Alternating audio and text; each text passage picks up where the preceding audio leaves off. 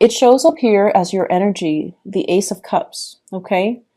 Having love for somebody, feeling this immense, immense love overflowing out of your heart to another person. And I feel almost like there is something here in the spread that's telling me something is not getting off the ground. You could be working with this person, they could be a friend, and so you might not want to mess up the working dynamics or the friendship. And as a result of it, you don't let your feelings known, even though you feel it immensely. The person that you're dealing with, they show up as the Ace of Wands. I'm drawn to the scars. This is somebody that might have a lot of scars on their hands. Like physically, literally, they might have a lot of scars. Or it's somebody that really grabs life by the horns. You know, they're adventurous, they're risky, they might not stay around in one place. They're trying to make a lot of things happen for themselves. They're also somebody that you might feel they're not going to stick around. So I don't want to I don't want to kind of like limit their options. I don't want to keep them with me. I want them to roam. For some of you, you might be dealing with a fire sign, Sagittarius, Aries, or Leo. And there is a sense of destructiveness with this person. Either they are, you know, prone to being very impatient and make bad decisions and impulsive and go after the first thing that they see, or there is a carelessness about them in the way that they live their lives. They might be here, like here today, gone tomorrow. And I'm once again drawn to the scars. So it might be someone who's accident prone or somebody that likes to create, you know, tension and conflict in a situation. And so as much as you care about this person, I feel like you don't feel safety in their love, or you don't feel like they're the right person for you, even though you feel an immense sense of attraction and just kindness and like this soulful connection that you have with another person. And I feel like for many of you, especially, I see a very strong singles vibe. For many of you, you know, you're not short on suitors. You're not short on attention from other people. But there is somebody in your midst that is very dynamic, very different, very colorful. They bring a lot of excitement into your life. If you feel like you've just been going through the motions, you know, working hard and just getting through things, you know, working home too, then I feel like this person, they bring a breath of fresh air, or they're so exciting to be around. But for whatever reason, you don't trust. It's like things are just not getting off the ground for whatever reason. Um, you know, taking 2 steps forward, 1 step back. It's like things are very, very slow, even though there's a lot of attraction and there's a lot of love. Something's not getting off the ground. So I'm inclined to believe like could be a friend that you're falling for, or somebody in your work environment, and you don't want to ruin the dynamics. The person could also have a lot of suitors. This is a card about communication and the arrows of love. She's kind of either pushing for the communication or she is blocking off the communication. It's somebody who is inundated by too many text messages, too many emails, too many messages, like through Messenger. So it's somebody that has a lot of attention that a lot of people like, and they might have a lot of things going on in their lives, and they're trying to sort things out. They're trying to manage, and they're trying to, you know, they might have a lot of options as well. And so you see them as someone who's quite popular, very dynamic, very fun to be around, but you fear that as much as you love them and as much as you feel for them, you just you feel like they're not a safe choice. They're not a traditional type of a person that you would, you know, normally go for. They're different. And so it can feel a little bit scary. It can feel a little bit scary. I feel like you're dating somebody or interested in somebody who is very different from the types that you dated in the past. So I feel like some of you, if you've been dating, for example, investment bankers, you're now drawn to, like a football coach. So it's like something very unconventional, and it's thrilling and exciting. It's somebody with a really good, like they have a lot of life experience under their belt, and it's somebody that has traveled a lot. It's somebody that is, they see the world as a place to explore. And if they come to you and they're like, hey, let's go exploring, you feel like you can't really trust them to be a good relationship partner. Just because they're more adventurous, more daring, more of an adrenaline junkie, you feel like you can't really trust them as a relationship partner. But I feel like your assessment might not be accurate. They might be, into the adrenaline rush, but that doesn't mean they're going to carry that into their relationship and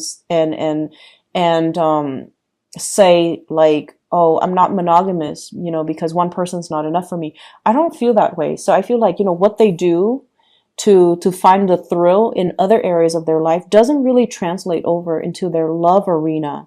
So I feel like you might need to, really look at this person and how their patterns in relationships and how they live their lives. But I feel like they're very honest and very truthful. But I feel like something's not really getting off the ground because you fear the connection. I feel like for others of you, there's another relationship partner as well. And what I have is somebody that's offering you something very solid, someone who's very hardworking, somebody who's like a safer choice. They're predictable. They're romantic. They're also like, they don't leave when the going gets rough. And they're somebody that stays around. They don't really like to experiment. They like the tried and true. And they're like a creature of habit. And I feel like it might be, an earth sign, a Taurus, a Virgo, or Capricorn. And I'm also feeling like you might be drawn to a workaholic, not an alcoholic, a workaholic, someone that takes their jobs really, really, really seriously. They might be a little bit dull and boring, and they're all work, work, work, and they don't really talk about anything else. And I feel like you want to offer this person some fun, some excitement, but it just seems like you can never get past that friend zone, okay, for whatever reason.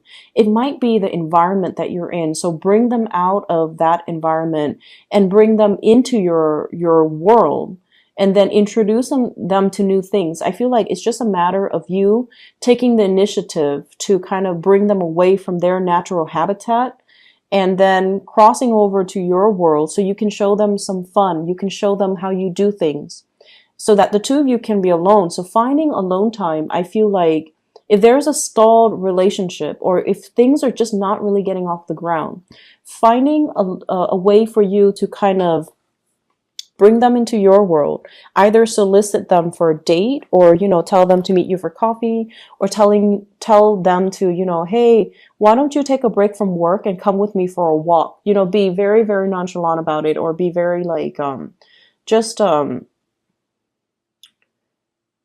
be very, just don't come into it expecting, let's have a big date, just so you can make that initial connection with them and then get to know them a little bit better. Because I feel like your initial assessment might not be accurate about a specific person. And so I feel like there is someone who's very exciting, and there then others of you who are dealing with someone who's like all work and no fun.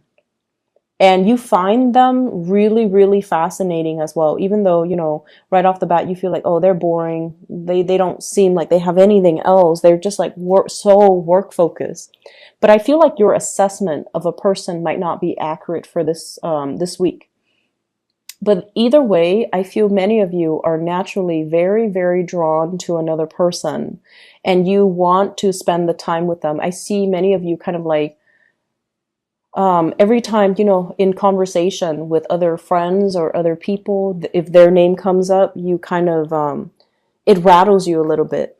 And I see somebody like right outside your door, you're outside their door, kind of hovering, trying to rehearse in your mind, like, what should I talk to them about? How should I need to plan out the conversation so that I have something to say. Otherwise, there's going to be that awkward silence. So I feel like you're trying to rehearse a conversation in your head, or you're trying to think of like talking points so that the conversation doesn't lag, or there's no lull in the conversation, and that would in turns, create the awkward silence. I see you wanting to get to know somebody, wanting to like, get them out of their element so that you can get to know them more on a personal level. But nothing is really being done. It's like admiring somebody from afar, but there's no concrete actions taken from your end to make it a reality. Okay. So this is something we need to work on. We need to make our intentions a little bit more known, and we need to be a little bit more verbal with, hey, why don't you take a step away from work and, go for a walk with me or get some coffee with me? Or you can say like, you've been working really hard. You want to take a break and, do this with me? I feel like that would be a really non-threatening, non-committal way to spend time with somebody in a platonic way without giving your intentions away. So if you don't want them to know that you like them, but you want to spend one-on-one time with them, it would be a really good way for you to, get your foot in the door. Okay. Other areas of your life, Libras, I feel like the emotional life spilling into this spread here. And what I'm seeing here is, we have the Justice card, which is your card. And what it's telling me is there needs to be a better balance of emotions and in the work environment, okay? Balancing out emotions in the work environment. And especially for those of you who are in positions of power. We have the Emperor here. This is someone who is very prominent, very revered and respected in the work environment. So if you are in a work environment where you're managing people, you're managing personnel, you need to learn to be very, very impartial and very fair. So that means treat one person the same way that you would treat another person. And, it seems very, very intuitive, right? But I feel almost like, and this is a natural inclination for all of us, we have people that we gravitate towards. We have people that we like more than others. We have people that we're a lot more compatible with than other people. And in a management position, we need to separate those personal relationships or those personal feelings in the way that we treat our personnel, in the way that we treat our coworkers, in the way that we treat other people. So erring on the side of fairness and integrity, I feel like that's going to be very crucial for you. It sets you apart as management material. And it also creates an environment, like a really good working dynamics in the team atmosphere where people can come to you because they know that you are very impartial and they know that you are fair-minded and you won't, so that you will give proper advice to everybody. So I feel like, being a lot more impartial, being more understanding, and being a little bit more, it's like taking the moral road, okay? Taking the high road, living up to your true potential, being a really good leader, and being very impartial in how you deal with your subordinates. And then for others of you who are not in management, supervisory, positions, I almost feel like you might be experiencing this in a work environment where you are admiring somebody because of their ability to solve problems or their ability to be very impartial and very fair. Even if they don't like somebody, they don't make it known. They just treat everybody like one person is exactly like the next. And I feel like that's really going to create like a paradigm shift within you. And I feel like you are in awe and admiration of this person. I see some of you as well, thinking about possibly shifting into a new work environment or having to travel a lot for work. I see you signing up for assignments. I see you as well. I feel like we have here the Two of Wands and the Chariot. Both of these are travel cards, long distance travel, traveling in order to land a work assignment, traveling and then coming back and then disseminating information or sharing information. So I see like you traveling from one place to the next or going from your branch to another branch. seeing how they do things, and then bringing that information and that knowledge back to your company and talking to a higher up, a supervisor or manager, and sharing the information. I see some of you as well, sometime for this week, being called upon to kind of like provide honest feedback on a person. And I feel like if you're one of your employees or one of your coworkers might put you down for a reference and you're getting some callback. And I feel like if you have somebody that you feel is underperforming, they ask you, can you be my reference? And you don't know what to say. You don't want to lie and say, yes, I will give you a sterling, letter of recommendation. But at the same time, you don't want to say, no, I will not, and hurt their feelings. So there are a lot of like middle ground things that you kind of need to work on. And there are just, honesty is the best policy. Okay. Don't worry about upsetting people. If they're upset, that's kind of on them. You need to be truthful and honest. And I just feel like you're kind of stuck between a rock and a hard place. You don't want to hurt someone's feelings, but at the same time, you might not feel like you want to recommend them for something. So I see that element coming in here. And I see you, whenever you're in a work environment, you work really hard. You go above and beyond to make sure that you know the ins and out of how to do your job. And I feel like you're very thorough when you do your job. And so when people are not as adept as you when it comes to fulfilling their job responsibilities to the best of their capabilities, I feel like you don't really have the patience to deal with them. So be careful about that too. And I mentioned this for Virgo, but I feel like the energy is also coming in here. Honesty is the best policy. Err on the side of, neutrality, but at the same time, you are someone that people look up to. So make sure you set a good example.